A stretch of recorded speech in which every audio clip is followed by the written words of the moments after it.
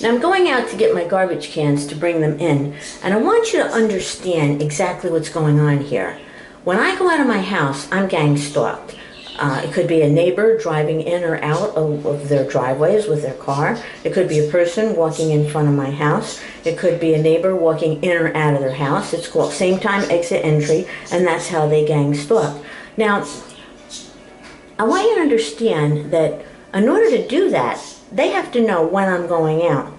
It's not a minute's notice. I mean, they know I have to go out eventually to get my garbage cans. They know that I've got to eventually get them. But they have to be ready to do this, ready to gang stalk.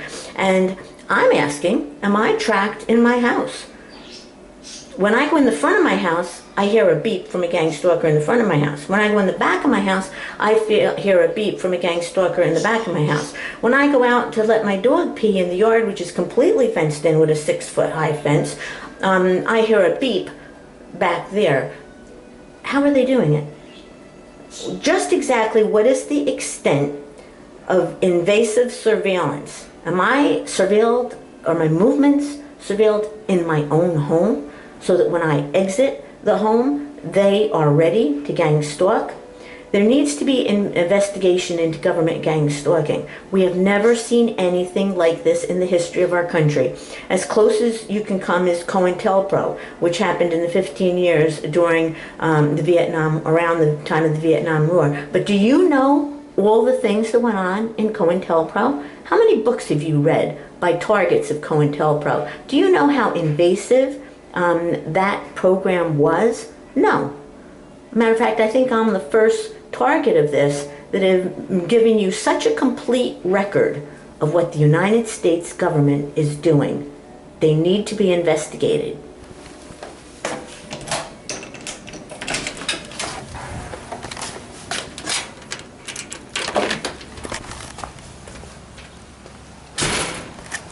Okay, now we have just one person walking on the street. Normally you see no one walking on this street. Normally the street is completely empty. But when I come out, you'll always find at least one person walking on the street.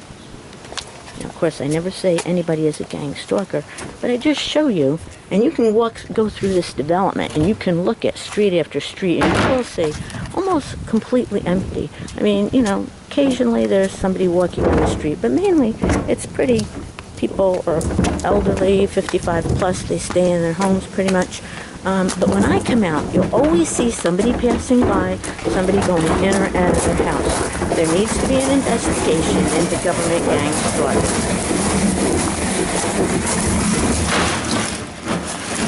Can you imagine if you were gang stalked when you leave your house 24/7 for 8 years? Can you imagine what that would be like? Can you imagine what it would be like to go to a grocery store and to have somebody in red come in after you, and then you go at the cold cuts waiting for some cold cuts, and somebody in red comes beside you? When I go in stores, wherever I go, there is somebody in red. For instance, yesterday I went to Petco. I saw somebody in red arrive at the same time that I arrived. When I went in Petco, first thing I did was take my brother to the bathroom because his pants were wet and I had to change him. And we went toward the back of the store. We came out of the bathroom. The person in red was in the back of the store in front of us. That's what happens in government gang stalking. Can you imagine that happening to you? Can you imagine that it started with a fireman moving next door to you who was a complete nut? A complete nut. Not only didn't he get along with me, he didn't get along with a lot of other people because of boundary violations. People who violate physical boundaries also violate emotional boundaries. They're narcissists.